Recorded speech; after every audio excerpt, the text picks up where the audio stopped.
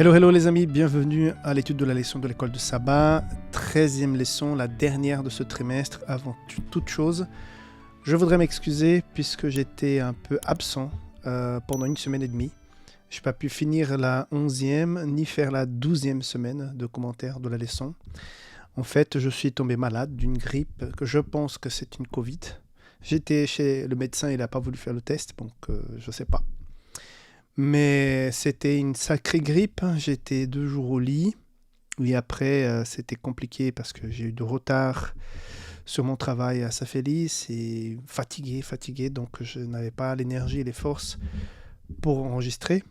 En plus là, je suis en vacances, aujourd'hui c'est mon anniversaire, pour ceux qui savent le jour de mon anniversaire sauront à quel jour je enregistre. Donc voilà, donc je suis plus calme, je suis à la maison, je suis en repos. Et je commence à me sentir mieux. Donc voilà, j'ai un peu plus de temps, je peux enregistrer donc les commentaires. Donc tout d'abord, désolé de cette absence, c'était au-delà de mes forces. Merci pour les... Ma collègue a envoyé un message pour annoncer mon absence, expliquer. Et merci pour toutes ces personnes qui ont réagi.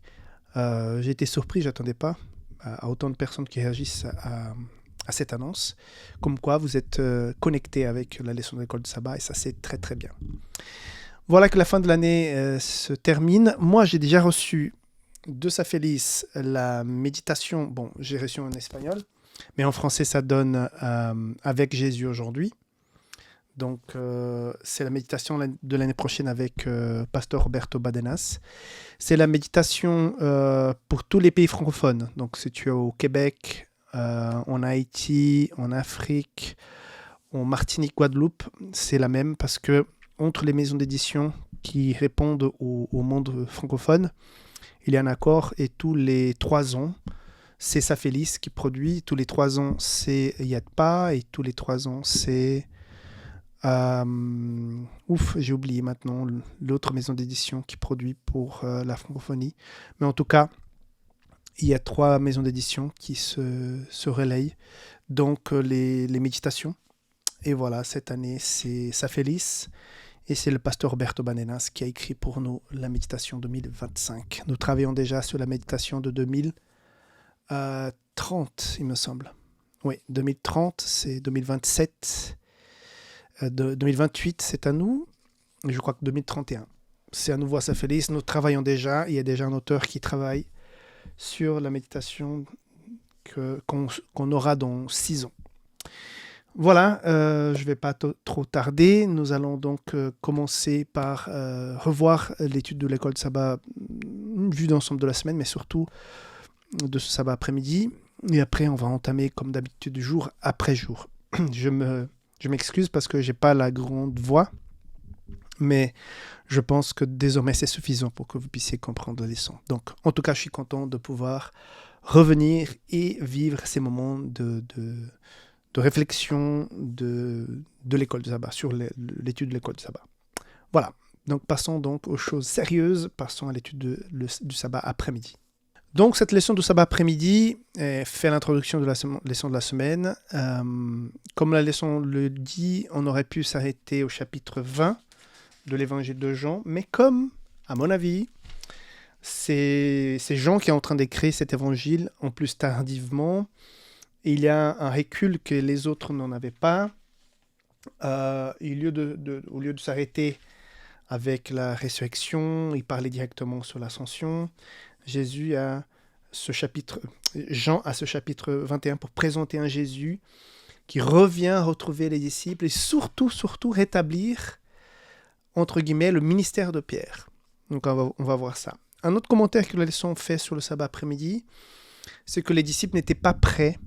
Même s'ils ont entendu parler, même si Jésus, à quelque part, les a expliqués, ils n'étaient pas prêts ni à la croix, ni à la résurrection.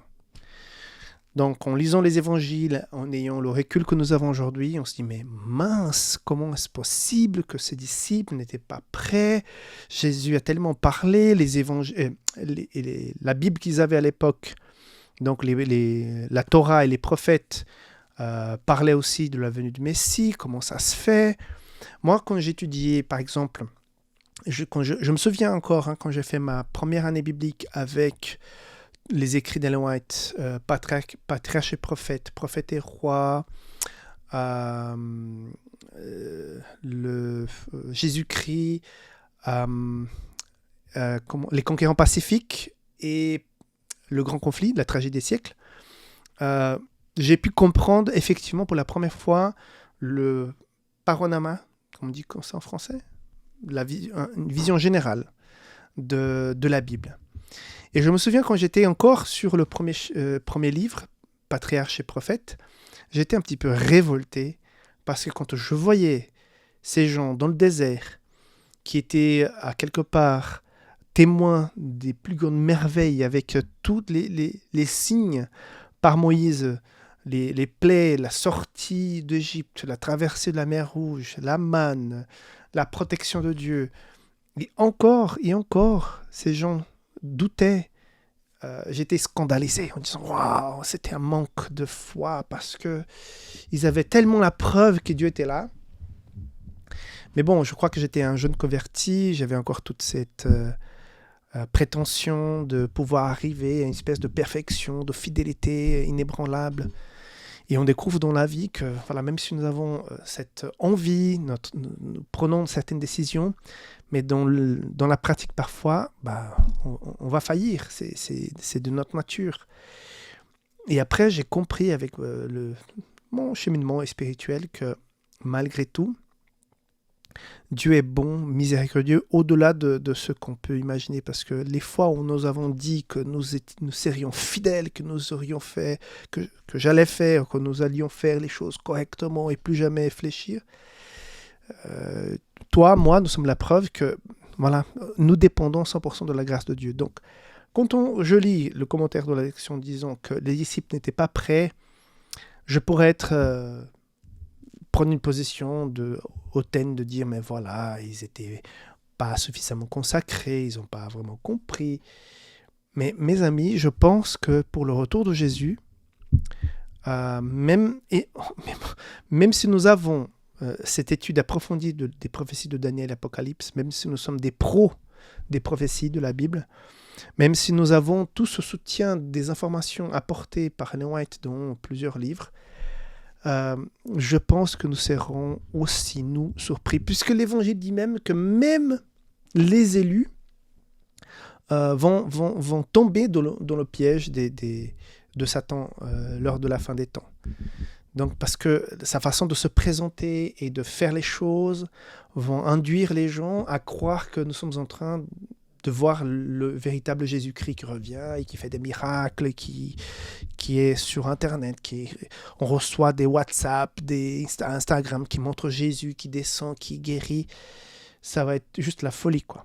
Donc, même ceux qui connaissent très bien la Bible peuvent être trompés. Donc, je ne porte pas un jugement sur les disciples du fait qu'ils n'ont pas bien géré la mort de Jésus sur la croix, ni sa résurrection. Je crois que c'était des gens comme nous. Ils auraient pu faire mieux, oui. Est-ce que je suis à la hauteur pour les critiquer et dire ouais que j'aurais fait... Non. Alors là, je ne sais pas, peut-être que j'aurais fait vraiment pire que les disciples. Donc, il faut s'approcher de Dieu en toute humilité, parce que son retour s'approche.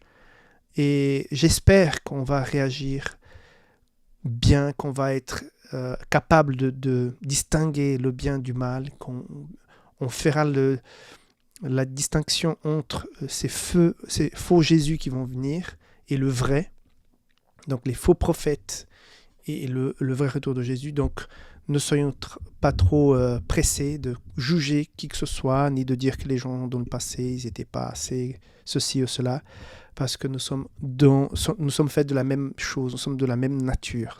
Restons humbles devant les choses qui sont devant nous. Le plus important, c'est de garder une consécration.